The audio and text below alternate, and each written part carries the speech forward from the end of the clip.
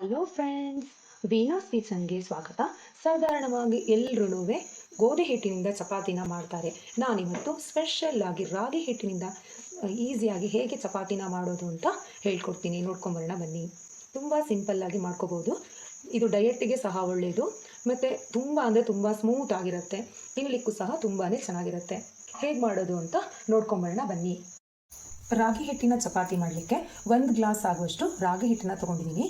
ಯಾವ ಗ್ಲಾಸಿಂದ ನಾವು ರಾಗಿ ಹಿಟ್ಟು ತೊಗೊಂಡಿದ್ದೀವಿ ಅದೇ ಗ್ಲಾಸಲ್ಲಿ 3/4 ಗ್ಲಾಸ್ ಆಗುವಷ್ಟು ನೀರನ್ನ ತೊಗೊಳ್ಬೇಕಾಗುತ್ತೆ. 1 ಗ್ಲಾಸ್ ರಾಗಿ ಹಿಟ್ಟಿಗೆ 3/4 ಗ್ಲಾಸ್ ನೀರು ಸರಿ ಹೋಗುತ್ತೆ.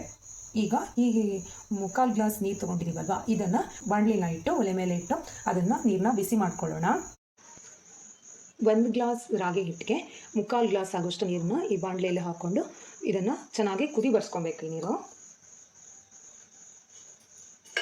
ಈ ನೀರಿಗೆ 1 ಸ್ಪೂನ್ ಆಗುವಷ್ಟು ಎಣ್ಣೆನ ಹಾಕ್ಕೊಳ್ಳೋಣ. ರುಚಿಗೆ ತಕ್ಕಷ್ಟು ಸ್ವಲ್ಪ ಉಪ್ಪು ಹಾಕ್ಕೊಳ್ಳೋಣ.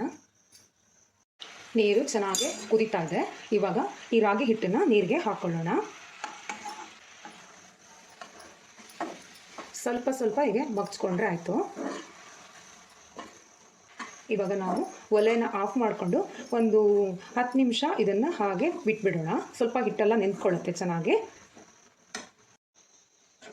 ಇದಕ್ಕೆ ಮುಚ್ಚಿಬಿಟ್ಟು ಒಂದು 10 ನಿಮಿಷ ಹಾಗೆ ಇಟ್ಬಿಡೋಣ. ಇವಾಗ 10 ನಿಮಿಷ ಆಗಿದೆ. ಹಿಟ್ಟು ಸ್ವಲ್ಪ ತಣ್ಣಗಾಗಿದೆ ಅಲ್ವಾ, ಇದನ್ನು ಸ್ವಲ್ಪ ಹಿಟ್ಟನ್ನು ಸ್ಮ್ಯಾಶ್ ಮಾಡ್ಕೊಳ್ಳೋಣ. ಇವಾಗ ಸ್ವಲ್ಪ ಬಿಸಿಯಾಗಿರುತ್ತೆ, ಬೆಲ್ಲ ಮಾಡ್ಕೋಬೇಕು. ಈ ಹಿಟ್ಟಿಗೆ ನಾವು ಎಣ್ಣೆನ ಹಾಕೋದ್ರಿಂದ ಚಪಾತಿ ತುಂಬ ಸ್ಮೂತಾಗಿ ಉಬ್ಬಿ ಚೆನ್ನಾಗಿ ಬರ್ತದೆ. ಇವಾಗ ಸ್ವಲ್ಪ ನೀರು ಬೇಕಾಗುತ್ತೆ, ಹಾಕೊಳ್ತಾ ಇದ್ದೀನಿ. ತುಂಬ ಜಾಸ್ತಿ ನೀರು ಬೇಕಾಗೋದಿಲ್ಲ, ಯಾಕೆಂದರೆ ನಾವು ಫಸ್ಟಿಗೆ ನೀರು ಹಾಕಿ ಕುದಿಸಿ ಹಾಕ್ಕೊಂಡಿರೋದ್ರಿಂದ ಸ್ವಲ್ಪ ನೀರು ಬೇಕಾಗಿತ್ತು, ಹಾಗಾಗಿ ಹಾಕ್ಕೊಳ್ತಾ ಇದ್ದೀನಿ. ತುಂಬ ಜಾಸ್ತಿ ನೀರು ಹಾಕ್ಕೊಂಡ್ರೆ ಲಟ್ಸ್ಲಿಕ್ಕೆ ಬರೋದಿಲ್ಲ, ಹಾಗಾಗಿ ನೋಡ್ಕೊಂಡು ನೀರು ಹಾಕ್ಕೋಬೇಕಾಗತ್ತೆ. ಈ ಹಿಟ್ಟನ್ನು ನಾವು ಚಪಾತಿ ಹದಕ್ಕೆ ಕಲಿಸ್ಕೊಬೇಕು. ಈ ಹಿಟ್ಟನ್ನು ಈ ಥರ ಗಟ್ಟಿಯಾಗಿ ಕಲಿಸ್ಕೊಬೇಕಾಗತ್ತೆ. ನೀರಿನಾಗಿ ಕಲಿಸ್ಕೊಂಡ್ರೆ ಚಪಾತಿ ಮಾಡೋದು ತುಂಬಾ ಕಷ್ಟ ಆಗುತ್ತೆ. ಇಷ್ಟು ಗಟ್ಟಿಯಾಗಿ ಕಲಿಸ್ಕೊಂಡಿದ್ದೀನಿ. ಇವಾಗ ಸ್ವಲ್ಪನೇ ಎಣ್ಣೆ ಮುಟ್ಕೊಂಡು ಇನ್ನೊಂದ್ಸಲ ಚೆನ್ನಾಗಿ ಸ್ಮ್ಯಾಶ್ ಮಾಡ್ಕೊಳ್ಳೋಣ. ಹಿಟ್ಟು ಚೆನ್ನಾಗಿ ಕಲಿಸ್ಕೊಂಡಿದ್ದೀನಿ. ಇವಾಗ ಚಪಾತಿ ಎಷ್ಟು ದೊಡ್ಡದಾಗಿ ಉಂಡೆನ ಮಾಡ್ಕೊಳ್ಳೋಣ. ಮಾಡಿಟ್ಕೊಂಡಂತಹ ರಾಗಿ ಹಿಟ್ಟಿನ ಉಂಡೆಗಳನ್ನು ತಗೊಂಡು ರಾಗಿ ಹಿಟ್ಟನ್ನೇ ಹಾಕ್ಕೊಂಡು ಚೆನ್ನಾಗಿ ಮೆಲ್ಲ ಲಟ್ಟಿಸ್ಕೊಳ್ಳೋಣ. ಜೋರಾಗಿ ಲಟ್ಟಿಸ್ಕೊಬಾರ್ದು. ಇದನ್ನು ಜೋರಾಗಿ ಲಟ್ಟಿಸ್ಕೊಂಡ್ರೆ ಹರಿದೋಗುತ್ತೆ. ಚಪಾತಿಗಿಂತ ಹಗುರವಾಗಿ ಮೇಲ್ತಿಗೆ ಹೀಗೆ ಲಟ್ಟಿಸ್ಕೊಬೇಕಾಗತ್ತೆ. ಹಗುರ ಲಟ್ಟಿಸ್ಕೋಬೇಕು. ತಿರ್ಸ್ಕೊಳ್ತಾ ಮೆಲ್ಲಕ್ಕೆ ಈ ರಾಗಿ ಚಪಾತಿನ ಲಟ್ಟಿಸ್ಕೊಬೇಕು. ಮಧ್ಯದಲ್ಲಿ ಜಾಸ್ತಿ ತೆಳ್ಳಗೆ ಮಾಡ್ಕೊಬಾರ್ದು, ಸೈಡಿಂದ ಲಟ್ಟಿಸ್ತಾ ಹೋಗ್ಬೇಕು. ನಾವು ಮಧ್ಯದಲ್ಲಿ ಜಾಸ್ತಿ ಲಟ್ಟಿಸ್ಕೊಂಡೆ ಹರಿದೋಗ್ಬಿಡುತ್ತೆ, ಹಾಗಾಗಿ ಮೆಲ್ಲ ಲಟ್ಟಿಸ್ಕೋಬೇಕಾಗತ್ತೆ. ಚಪಾತಿ ಥರ ಸ್ಪೀಡಾಗಿ ಲಟ್ಟಿಸ್ಕೋಬಾರ್ದು. ಈ ಥರ ಲಟ್ಟಿಸ್ಕೊಂಡಾಯ್ತಲ್ವ, ಇವಾಗ ಇದನ್ನು ನಾನು ಕಾಯ್ಲಿಕ್ಕೆ ಇಟ್ಟಿದ್ದೆ, ಒಲೆ ಮೇಲೆ ಹಾಕ್ಕೊಳ್ಳೋಣ. ಮೇಲ್ಗಡೆಯಿಂದ ಸ್ವಲ್ಪ ಎಣ್ಣೆ ಹಾಕ್ಕೊಳ್ಳೋಣ. ತಿರ್ಸಿ ಹಾಕ್ಕೊಂಡು ಮತ್ತೊಂದು ಸ್ವಲ್ಪ ಎಣ್ಣೆನ ಹಾಕ್ಕೊಳ್ಳೋಣ. ನೀವು ಎಣ್ಣೆ ಬೇಕಿದ್ರೆ ಹಾಕೋಬೋದು, ಇಲ್ಲಾಂದರೆ ಸ್ಕಿಪ್ ಮಾಡ್ಬೋದು.